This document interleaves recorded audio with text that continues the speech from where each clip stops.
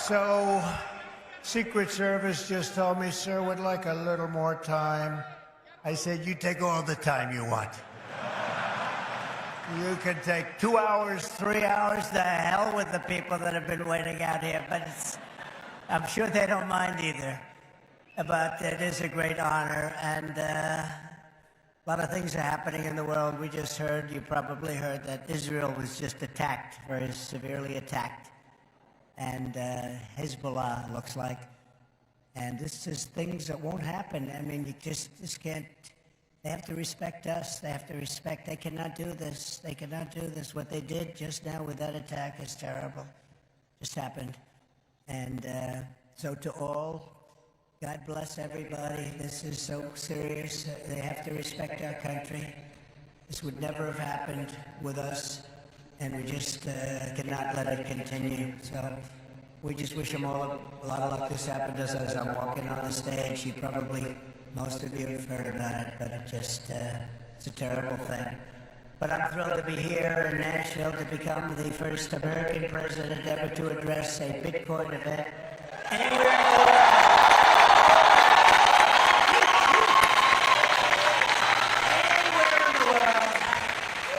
I want to thank David Bailey for inviting me, special guy.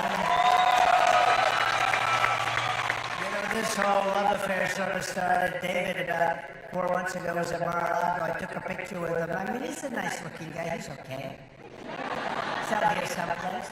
But I took a picture. It got published, Trump and David Bailey. All of a sudden, your industry went through the roof. So, David, congratulations. Whatever the hell you do, you did a hell of a job. But as well as all of the Bitcoin luminaries and legends here, you have legends in this room. They really are. Congratulations. Would the legends please stand? Oh, everyone's standing anyway. That's nice. I used to say, sit down, everybody, sit down. But it's nice when they stand, including Tyler and Cameron. You know who that is? Winklevoss. These are great guys. They look like male models with a brain, you know? They're male models with a big, beautiful brain. Michael Saylor is here. Kathy Wood. Ron Paul and Rand Paul are here. Vivek is here. Vivek Ramaswamy. Where's Vivek? Where are you, Vivek? There he is. He's great. A man that I call Bob, but you probably know him as Kid Rock. Where's Kid Rock? Where is he? He's great. He's a good guy and a talented guy and another talented guy. He was so incredible. This one, he went and he played at the funeral of a great fireman who was killed, fire chief, killed a week and a half ago at the rally. And Billy Ray Cyrus went and played music for the family, and it was supposed to be so incredible. I've heard so many things about it, and Billy Ray Cyrus is here. Where's Billy Ray? He's around here someplace. And he's great. He's a conservative guy. Said, how did you get such a liberal daughter? How did that happen, Billy Ray? And by the way, Kid Rock was incredible at the convention. You probably saw him. You saw him? He was great. He was great. Another one, Jake Paul. You don't want to fight this guy. You know, you don't want to fight. He's got a big fight coming with Mike Tyson, but he's glad he didn't fight Mike when Mike was 19. He told me that today. But he's a fantastic guy, very talented guy in a lot of ways. Governor Joe Lombardo, who's fantastic, and we're doing well in his state. And he's going to make sure that there's no hanky-panky going on. And if that happens, we're going to win this great state. But you know who he is, and he's a fantastic governor. Senators Bill Haggerty, Marsha Blackburn, Cynthia Lummis, Tim Scott. And Tim was great. Boy, I'll tell you, he was such a strong voice for me. He was on so many shows and did such a great job. During the primaries, he was incredible. I want to thank him, special guy. They're all special people. They're warriors. Tommy Tuberville, you know Tommy Tuberville? Senator from Alabama. And you have many members of Congress, Andy Ogles, Thomas Massey, John Rose, Mark Green and French Hill, and the next U.S. Senator from Ohio. I hear he's doing very well, Bernie Moreno. Where is Bernie? I hear Bernie's doing well. The great Laura Loomer. Some of you know Laura. She's a fantastic person, great woman. And a tremendous developer from New York and Florida, one of the best, Steve Witkoff, and he's got his son Alex with him today. That's an incredible family, development family. They've been supporters from the beginning.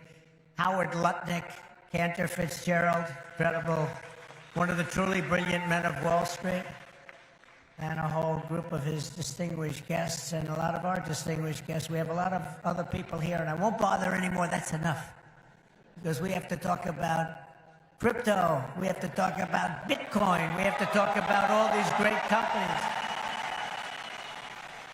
But our country is blessed to have the extraordinary talent, energy, and genius represented in this room. It really is great genius.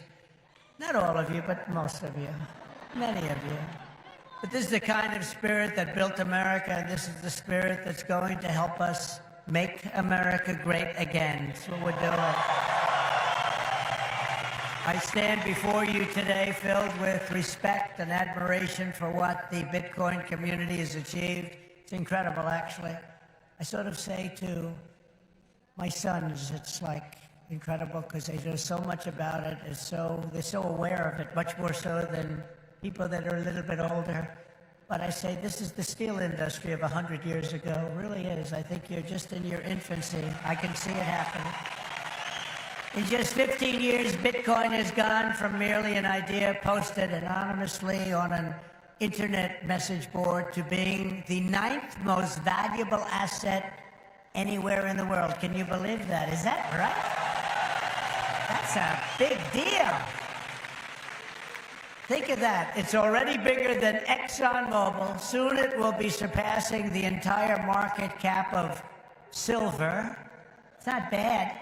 How about gold? How about gold? Let's go gold.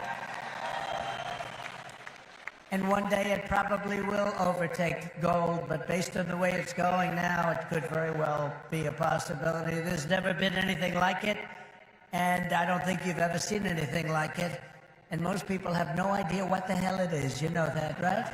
So what happens when they figure it out? That's going to really be something.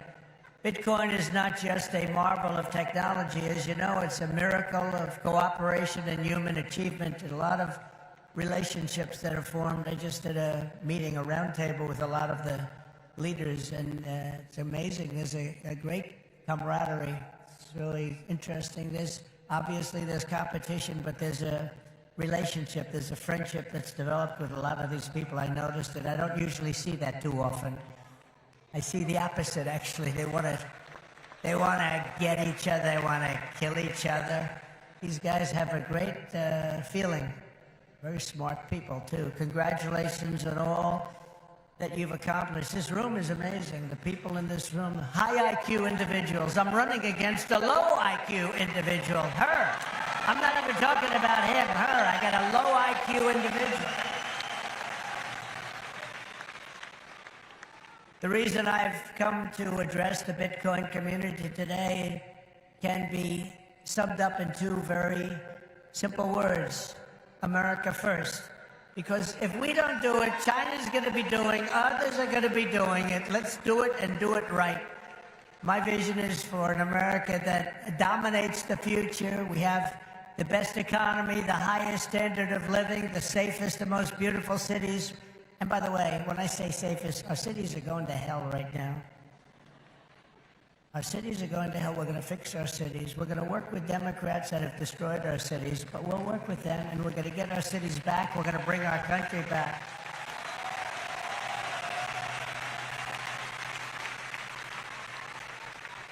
And we really were the freest and the most ambitious, most dynamic nation ever to exist on Earth, and we're going to get that back again, because we're not there now. We're a nation in decline. You know it. We know it. Doesn't sound nice, but it's okay, because we're going to bring it back. We're going to bring it back fast. Right now, it's embarrassing. It's It's embarrassing what's happened. Even today, when you look at what we just said, that would never have happened if they respected our country. If we don't embrace crypto and Bitcoin technology, China will, other countries will, they'll dominate, and we cannot let China dominate. They are making too much progress as it is. And we want them to be successful. I don't want China to be successful, but we have to be the most successful. That's what's gonna happen. I want the United States to be first in technology, first in science, first in manufacturing, first in artificial intelligence, and first in space. You know, at MIT, my uncle was a professor there, Dr. John Trump. He would have fit in with this room very nicely, actually. That's why I mention it. And I believe he was the longest-serving professor in the history of MIT. He graduated. We have a very intelligent family, actually. He graduated tremendously. I think he has 3 different degrees, but they said, would you like to stay on, John, and be a professor? Well, I've got a lot of offers, I assume he said, but I've got a lot of offers. Well, he was there for, I believe, 41 years. When I was in the White House, the head of MIT came to see me, and they presented me with a book on my uncle. He was a legendary guy in the academic world and in the world of MIT. So I understand a lot about what you're doing, and I have great respect for highly intelligent people. And you are highly intelligent. America's destiny is to lead our rivals in everything and to surrender our industries to no one. To no one. You know, some of you are involved with AI, but you also have the same thing. You need a thing called electricity. You need a lot of electricity. You know, AI needs to be really dominant, and China can do it much easier. We have environmental impact statements to do, but we're going to do things that nobody thought were possible. You need tremendous amounts of electricity. You need double the electricity of the entire electricity that we have right now in the United States to dominate, and we'll get that done. Who would think we can get that done? But we're going to get it done. We'll be having power plants built at the sites. We'll be releasing people from certain ridiculous requirements, and we'll be using fossil fuel to make electricity because we're going to have to. We'll be using nuclear. We'll be doing it in an environmentally friendly way. But we will be creating so much electricity that you'll be saying, please, please, President, we don't want any more electricity. We can't stand it. You'll be begging me, no more electricity, sir. We have enough. We have enough. You know, in the Midwest, they just opened, it was very interesting, they just opened up 2 chargers, you know, a charger for the electric cars. And you know, I love Elon, he's great, he endorsed me, and great endorsement and everything else, but not everybody has to have an electric car, I told him that. So we're going to get rid of that mandate, if you don't mind. Some people want gasoline-propelled cars, some people want a hybrid. And some people like an electric car. They're great. I think they're great. I think what he's done is great. I think he understands it. I guess he probably wouldn't have endorsed me. He knows where I am in this. But he did, and it's just like they did these chargers in the Midwest. There are 8 of them. They spent $9 billion to build 8 chargers to charge up a car. And at that rate, it would cost approximately $12 trillion to put the charges in. Somehow that's not working. The country would have to file for Chapter 11. We'll do a chapter, you know, it's called Chapter 7 instead of a Chapter 11, but it's the equivalent. No, we have to use our brain. We are the party of common sense, okay? We have to have common sense. But what we do have to do is we have to produce tremendous electric for AI and for all of the other things, including the things that you're doing, and we'll get it produced, and we're going to get it produced fast, or we're not going to be able to compete with China and other countries. So we're going to get it produced fast. This afternoon, I'm laying out my plan to ensure that the United States will be the crypto capital of the planet and the Bitcoin superpower of the world, and we'll get it done. If crypto is going to define the future, I want to be mined, minted, and made in the USA, it's going to be. It's not going to be made anywhere else. And if Bitcoin is going to the moon, as we say, it's going to the moon, I want America to be the nation that leads the way, and that's what's going to happen. No, you're going to be very happy with me. You're going to be so happy. You're going to say he's the greatest guy. That's why I'm proud to be the first major party nominee in American history to accept donations in Bitcoin and crypto. And they've made a lot of them, I might tell you, and I appreciate it. Since we made that announcement on May 21st, we've already raised $25 million, much of it in Bitcoin, crypto, and others that are very, very good also. But as you know, our excitement about the future of Bitcoin and crypto could not be more difficult from the approach of our opponents. Can't be, look, our opponents have gone a difficult route. They're going old-fashioned stuff. We're going to take it right down the middle. We are so different from anybody else in terms of a campaign. First of all, we understand it. They don't understand it. They are blocking your path. They're blocking your way. But I've made it a lot easier for you because the SEC has been very, very tough on you. And now they see that you've embraced me. All of a sudden, people that were under investigation, they're being let go. They're saying, oh, no, we don't want to do that. We love crypto. Let me tell you, if they win this election, every one of you will be gone. They will be vicious. They will be ruthless. They will do things that you wouldn't believe. But right now, because of me, they're leaving you alone. So please say thank you, President Trump. Thank you very much.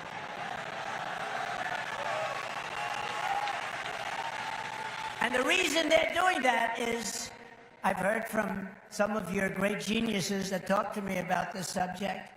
I've heard from Vivek. 175 million people in some form are involved with this world of crypto and Bitcoin and all of the others, 175 million. So when they heard that, they said, let's be nice to them, at least until after the election. So I've taken a lot of pressure off a lot of people. A lot of people are very happy today that about 3 months ago weren't so thrilled. For 3.5 years, is that right? Look, he just said that's right. And you know it's right. For 3.5 years, the current administration has waged a war on crypto and Bitcoin like nobody's ever seen before. For those who work in this industry, they target your banks, they choke off your financial services. Have people seen that? Yes? Yeah, they have. Plenty of hands up.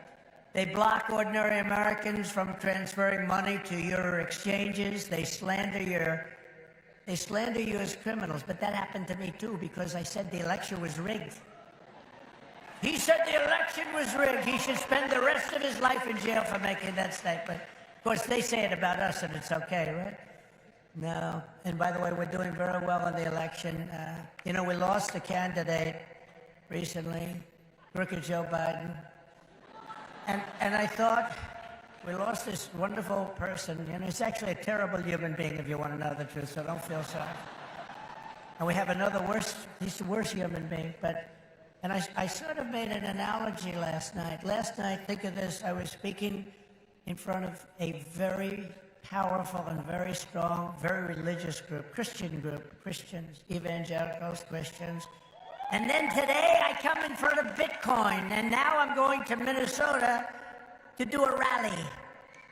You think my life is so great, don't you, huh? But I cover a lot of territory. I go from religion to Bitcoin to a rally. And I don't get it mixed up like other people do.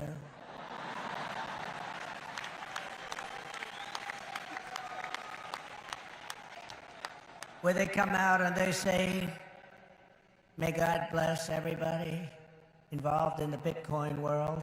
But actually we mean that because you need blessing, because you've got to do something very spectacular. But we had an incredible time last night talking to Christians, largely Christians, a Christian group, and this is so great. And then we have a very big rally in Minnesota. Hasn't been one since 1972. Richard Nixon, can you believe it?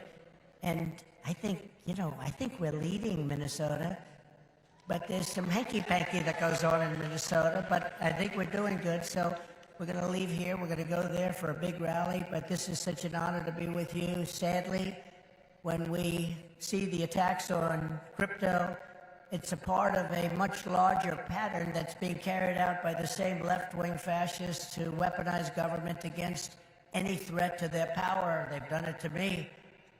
Did you see I just won the big case in Florida? Thank you very much. The big case in Florida. Thank you very much. Good. Now, it's a big case. That was the document case. I have Presidential Records Act on my side. Biden didn't. By the way, Biden, they said, here's what they said. They said, he's guilty as hell, but we're not going to charge him because he's incompetent. I won the case the old-fashioned way. It's called you win. I wouldn't have wanted to win the way he won. Trump won the case because they called him incompetent. Think of this. So they called him incompetent. So he's incompetent to run for trial, to stand trial, but he's not incompetent to run the country. How does that work? But he's not doing it anymore because he didn't do particularly well in the debate. Did anybody watch the debate? Not too many people. Somebody said to me, you did horribly in the debate. I said, why? He said, because there's no way he can continue forward. That's how bad he was. I said, I understand that, and that's exactly what happened, actually. We had a great debate. It was a tremendous debate, actually, and since then, hey, look, you have to open the eyes. You have to see what's going on. We have a country to run. The problem is that Kamala is worse than Joe. She's worse. She's a radical left lunatic, defund the police, all of the different things. And so far she's got a little honeymoon going on right now, but when people hear about her, and she's against crypto, by the way, and she's against it very big. So I just want to let you know, you got to get out. You got to get out and vote. It should be no surprise that these same totalitarians are hell-bent on crushing crypto and obliterating, and that's what they want to do, and that's what they are stated. They're there right now. You have the SEC, you know what they're doing, obliterating Bitcoin. The reason could not be more clear, because Bitcoin stands for freedom, sovereignty, and independence from government, coercion, and control. The Biden-Harris administration's repression of crypto and Bitcoin is wrong, and it's very bad for our country. It's really quite un-American. As you know, 6 days ago, we officially defeated the worst president in the history of the United States. I believe he was the worst president in the history of the United States. Think of it. Millions and millions of people have come into our country. They've come in from jails. They've come in from, think of it, insane asylums, mental institutions. They've come in as terrorists. We have the largest number of terrorists coming into our country right now. The same people that you just heard about from Israel, that did that in Israel, they're coming in and nobody checks them. Nobody knows what's going on. We have no idea what's going on. They've lost control of our country, and only bad things can happen. So it's not going to be that way. We're not going to let that happen. We're beating them, and we're beating them badly, and we have to make sure that we do. We need to do it for our country. And you can't just be a fighter and have your man lose the fight, or woman, but in this case, a man. He's losing the fight. He's down by 15, 16, 17 points. They say that you're not going to win, Joe. You got to get out. He didn't want to get out. He said, I'm not getting out. He said, you're getting out. He said, I'm not getting out. I got 14 million votes. I'm not getting out. They said, if you're not getting out, we're going to institute the 25th Amendment on your mental competence. He said, like I said before, I think I'm going to get out. Okay? And they got him out. But it's like, think of this.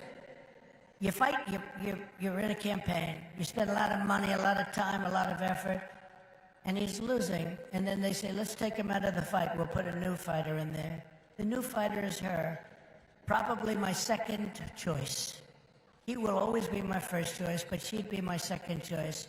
And again, if we don't win this race, and I know you're not that political, but you have to be political because your whole thing, I mean, you have a lot of politics involved in what you do. If we don't win this race, this country could be finished as we know it. This country is going to be in bad shape, and we have to be in there. We have to fight, and we have to win. And I pledge to the Bitcoin community that the day I take the oath of office, Joe Biden and Kamala Harris's anti-crypto crusade will be over. It will end. It'll be done. It'll be done. The moment I'm sworn in, the persecution stops and the weaponization ends against your industry. And as long as I'm in the Oval Office, Elizabeth Warren, Pocahontas, do you remember? Yes, I'm an Indian. Yes, she said, I'm an Indian. Why are you an Indian? You don't look like an Indian. No, my mother told me I have high cheekbones. Oh, that's why she was an Indian. So I named her Pocahontas. Elizabeth Warren and her goons, and she's very nasty to you. She hates your people. She hates everything about you. Will keep their hands off Bitcoin. They're going to keep their hands off crypto. They're going to let it grow. We're going to let it grow. On day one, I will fire Gary Gensler and appoint a new SEC chairman.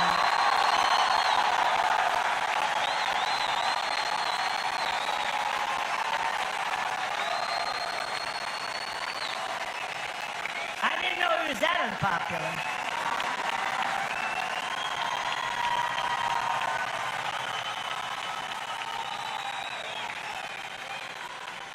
Wow. I didn't know he was that unpopular. Let me say it again. On day one, I will fire Gary Gensler.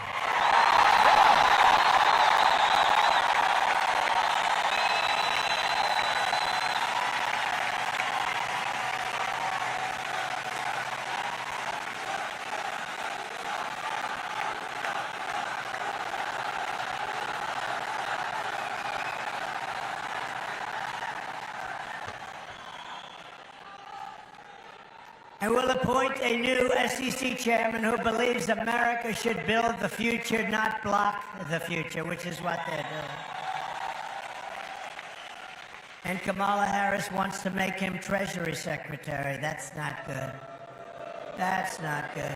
He was Hillary Clinton's finance person. Did you know that? Crooked Hillary. Remember Crooked Hillary? Do you remember her? Anybody remember? He was the finance chairman of Hillary Clinton's campaign against a gentleman known as Donald Trump. Not a popular person within the... Actually, she came to my wedding. Do you know that? To our great First Lady, Melania. She came to our wedding, and Bill came to our wedding. But it's amazing things when you run for office, a lot of things change in your life. A lot of things change. As president, I will immediately shut down Operation Choke Point 2.0. They want to choke you. They want to choke you out of business. We're not going to let that happen. And no longer will your government sit by and watch as Bitcoin jobs and businesses flee to other countries because America's laws are too unclear and too tough and too angry and too stiff. We will keep each and every Bitcoin job in the United States of America. That's what we're going to be doing. Upon taking office, I will immediately appoint a Bitcoin and Crypto Presidential Advisory Council. Would anybody like to be on that particular council? Please raise your hand.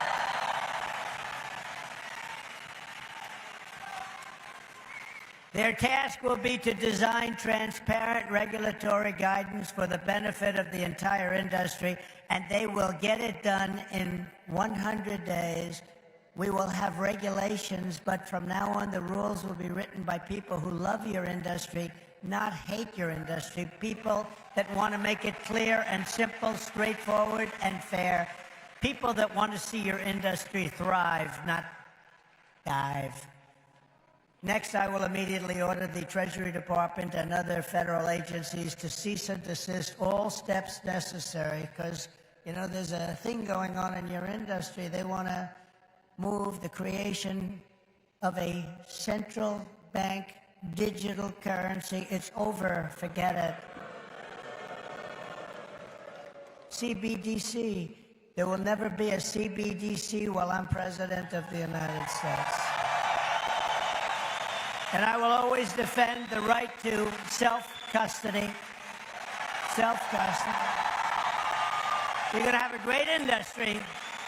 You're going to have a great industry, and we're going to be fuel for your industry, not demolish your industry. America will once again be a nation that protects property rights, privacy, freedom of transaction, freedom of association, and freedom of speech. We're going to go back to the old days when we were a nation that was building, not a nation that was eating itself alive from within.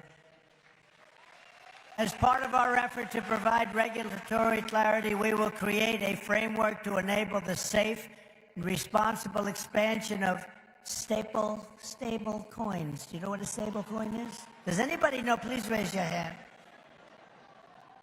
Allowing us to extend the dominance of the U.S. dollar to new frontiers all around the world.